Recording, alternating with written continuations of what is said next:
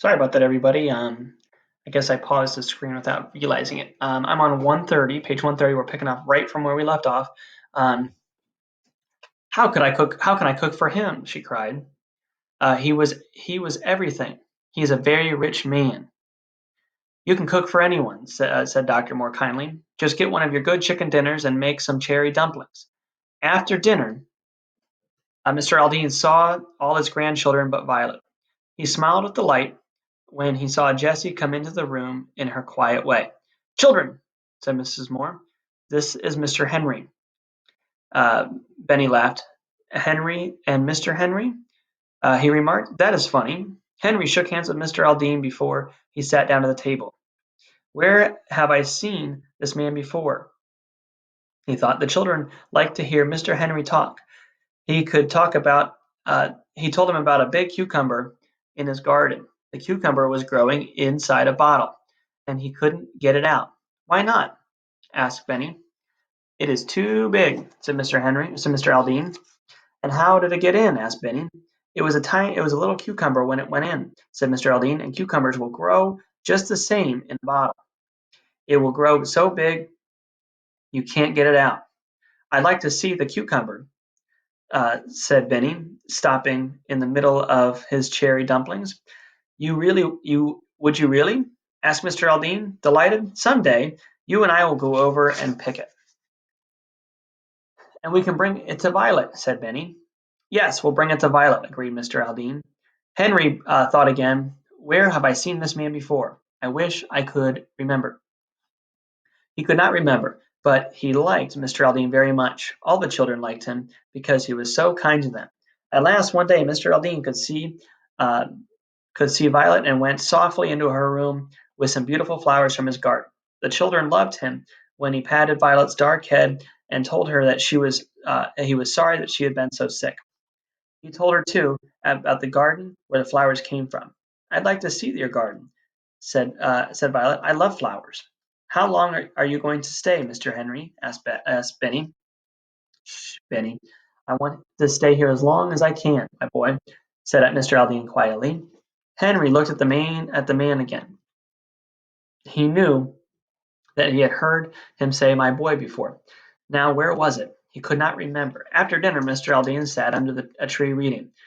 Henry was working in the flower garden in front of the house. He looked at Mr. Aldine again and again. Suddenly, it came to him. This man smiled over his book. "It is the same man who gave me the $25 and the silver cup," he said to himself. "I don't remember him at first because I was so excited."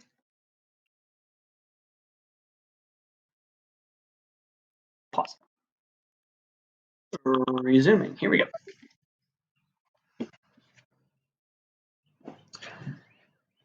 All right. "Shh, Benny. I want to stay here as long as I can, my boy," said Aldine. Sorry. Suddenly it came to him. I'm down at that second last paragraph. Suddenly it came to him as the man smiled over his book. "It's the same man who gave me the $25 prize and a silver cup. I didn't remember at first because I was so excited when he shook hands with me." He took another look and said again, "It is the very same man." Henry sat thinking for a little while. Then he got up and went to find Dr. Moore. "Do you know who gave me the prize on field day?" he asked the doctor. "Do you know what his name was?" "James Aldine, um, of the Mills," replied the doctor. "J. H. Aldine, over at Greenfield." He did not look at Henry while he was saying it. Poor Henry was so surprised he almost fell over. That kind man, his grandfather. He went out and sat on the steps to think it over. To begin with, this man was too young. Henry had thought his grandfather to be of being an old man with white hair. And Mrs. Moore called to him, "Mr. Henry." Could it be that the man he knew he was the man? Sorry, guys. Could it be that the man knew he was their grandfather and hadn't told them? Then he sat with them. He saw that Mr. Aldine was getting out of his chair under the trees. "It's now or never," thought Henry. "I have to know." Uh, He walked eagerly after the man, who was going towards the garden with his back to Henry. Then the man turned around and saw how excited Henry was. "Are you James Henry Aldine from Greenfield?" Henry asked.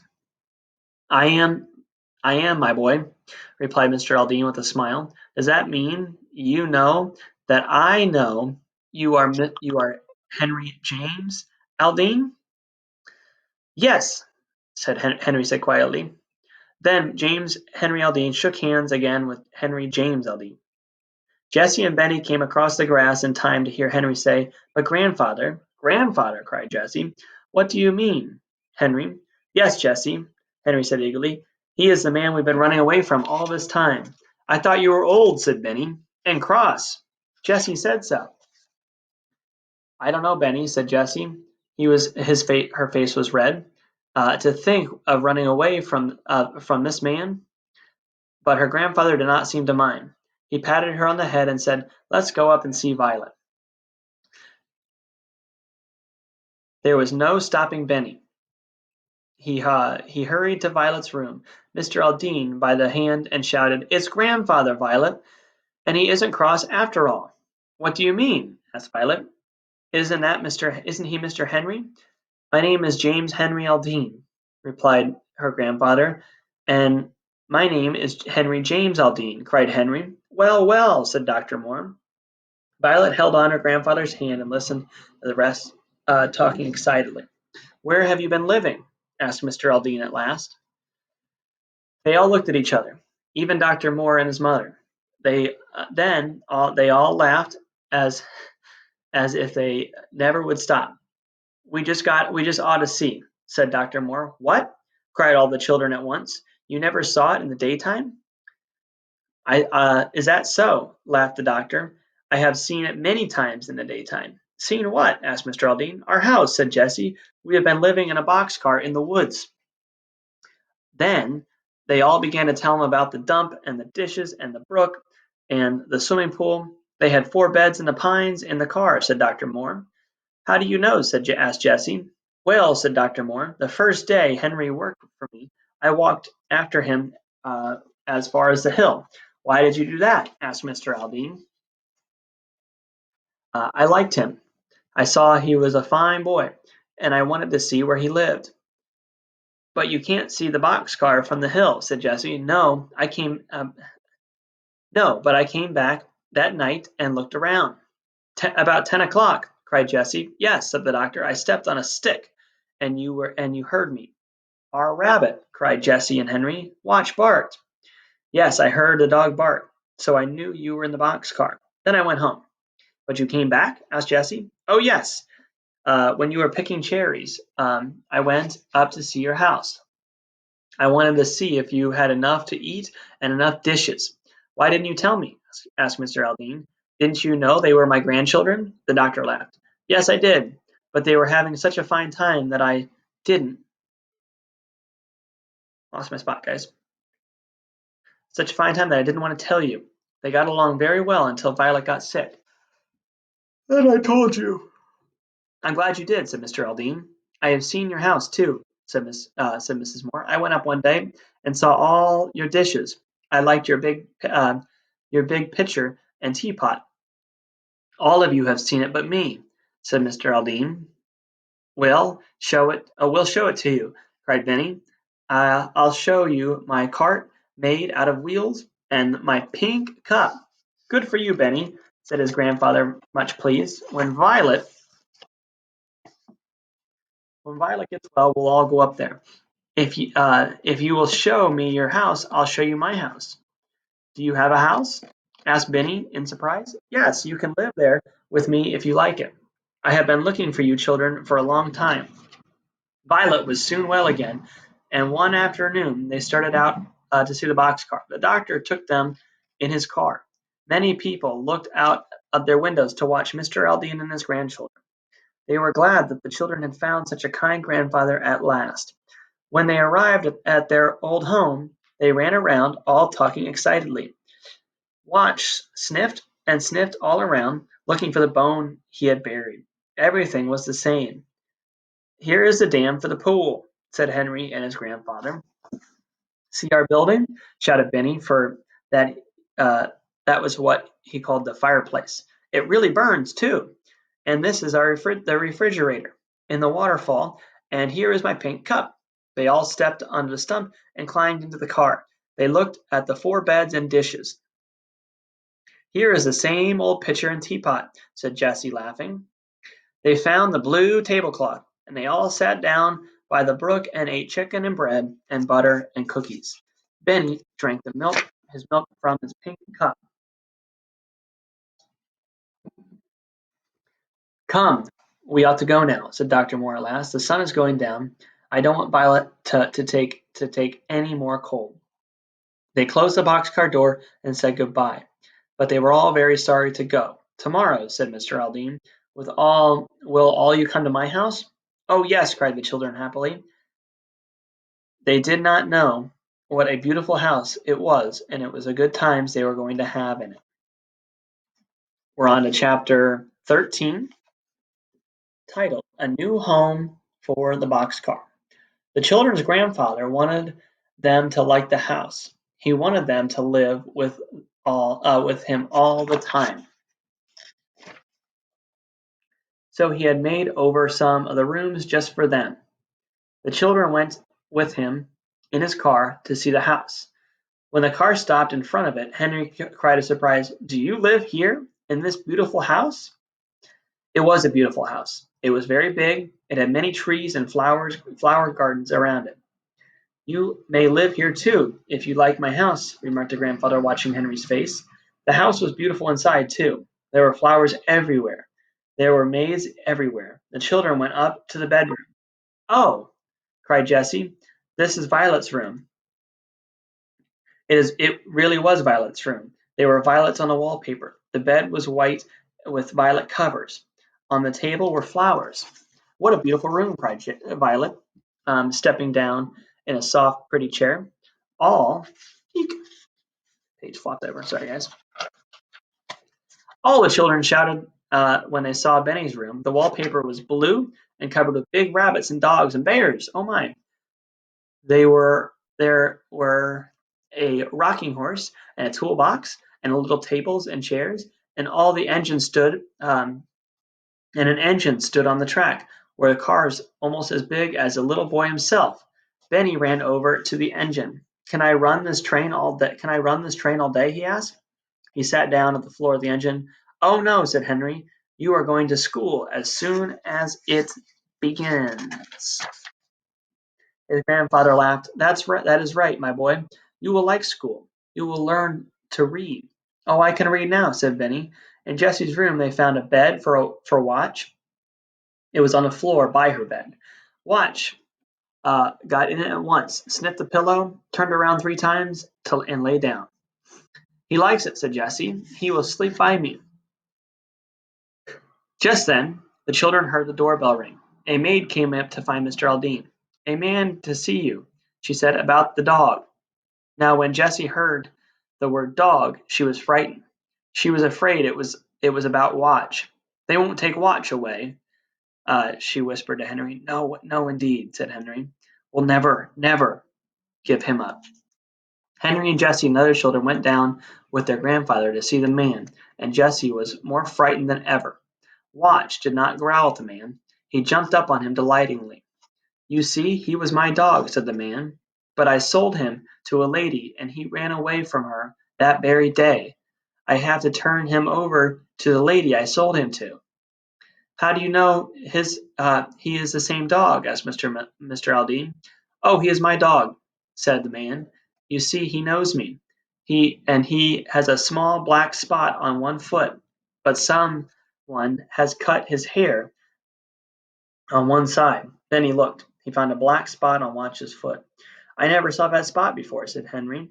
"I will give you what you want for the dog," said Mr. Aldine. "The children love him. They want to keep him." "But I sold him to a lady," said the man. "I must take the dog to her." Then Henry said, "Maybe she will want to change to another dog when she sees his hair. If she will agree to take another dog, will you let my grandfather have this one?" "Yes, I will," said the man. Let's go and ask her, grandfather, said Benny. She will let Jessie have watch. He is her dog. She took a thorn out of his foot. The man told Mr. Aldine where the lady lived, and they all started out to find her. She was a pretty young lady, and she asked them to sit down. But Benny could not wait. He said, "Please let us keep watch. I want him, and Jessie wants him, and we didn't know he was your dog." "What do you mean? Who is Watch?" This dog is Watch," answered Henry. "A man came to grandfather's house today and told us he had sold the dog to you. When Watch ran away from you the day you bought him, he came to us. He had a thorn in his foot, and Jessie took it out. Watch looked up at the lady and wagged his tail. When she looked at him, she began to laugh. "Look at his sides, Jessie. Who cut his hair?" "I'm sorry," Henry said. "Benny did that one day with Violet's scissors." "I am not sorry," said the lady, laughing. "He looks so funny. And you want to keep him? Is that it?" "Oh, yes," Jessie said eagerly. "The man will let us have him if you will take another dog." "Don't be afraid," said the young lady. "You can keep the dog. I will change to another one." "Oh, thank you. You are nice," cried Benny. He ran to the lady and climbed up in her lap before anyone could stop him. "I'd like to keep you, Benny, in place of the dog." Excuse me. In place of a dog. Where was I? Lost my spot when I was yawning, guys. "I'd like to keep you, Benny, in place of a dog," laughed the lady, putting her arms around him. How happy the children were to have Watch to keep. Mr. Aldine gave the money to the man at once. Four happy children sat with their grandfather around the Aldine dinner table that night. The maid smiled in the kitchen to hear the children laugh, and the children laughed because Watch had a chair at the table beside Jessie and really waited on and was being waited on by a maid. How could you ever think that four children could be homesick in such a beautiful house? Jessie was the first one to wish for the old boxcar. One day she said, "Oh, grandfather, I'd like to cook something once more in my dear old kettle in the woods." "Go out in the kitchen, my dear," said the grandfather. "The maids will help you. You can cook all you want to." Jessie liked this, but it was not like the old days in the boxcar. Then one day said, then one day Benny said, "Grandfather, I wish I could drink my milk out of my dear old pink cup." His grandfather began to think. He had some pink cups, but they were not so dear to Benny as his old cracked one. At last, Mr. Aldine said, "I'm going to give you children a surprise." "Is it very nice?" Asked Benny. "No, not very," laughed the grandfather. It is not pretty at all." "When will it come?" "It will come today. You children must all go over to Dr. Moore's and stay there until the surprise comes." Uh, what can it be?" wondered Violet. Her grandfather laughed. "I hope you will like it," he said. "It is very heavy." The children were glad to see sweet Mrs. Moore and the kind doctor again. They stayed until Mr. Aldine said the surprise was ready. Then Dr. Moore and his mother went back with them in the big car. Sorry, Mr. Aldine was happy as a boy. He took them by the garage and through his big gardens. At last they came to the garden with a fountain in the middle and the trees around it. Near the fountain was a surprise. It was the old box car. The children ran over to it with cries of delight and opened the door and climbed in. All the things were in place, even the old dead stump that was there to step on. Here was the old knife which had cut butter and bread and vegetables and firewood and string. Here was Benny's pink cup, and here was his bed. Here were the big kettle and the big blue tablecloth. Here were the pitcher and the old teapot. And here was the dinner bell which the children had made out of an old tin can. Benny hung it on the tree with a string and rang it over and over again with a spoon. Watch rolled on the floor of the car and barked and barked. Then he began to sniff everything. He looked for the bone he had buried, laughed Benny. Uh, how they loved the old boxcar, said Mrs. Moore. I like to see them so happy. Thank you for the surprise, Grandfather, said Violet. We'll never go away from you again. I hope not, my dear, said Mr. Aldine. We'll all live happily ever after. And they did. The end. Hope you guys enjoyed that.